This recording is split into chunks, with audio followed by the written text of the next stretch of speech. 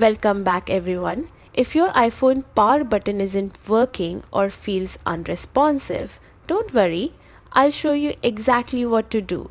Tap like and subscribe for more iPhone fixes just like this. First, make sure your iPhone isn't just frozen.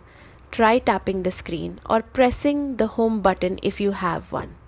If the phone still responds but the power button doesn't, then yes, the button is likely the issue.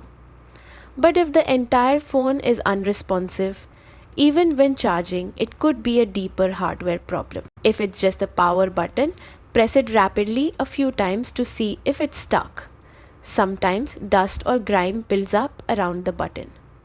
Blow gently along the sides or use a can of compressed air while clicking the button repeatedly. This can help loosen up anything stuck underneath. If that doesn't work, try assisted touch. Go to Settings, then Accessibility, then Touch, and turn on Assistive Touch. This adds an on-screen power button you can use instead. Still no luck? Then your best option is to contact Apple support.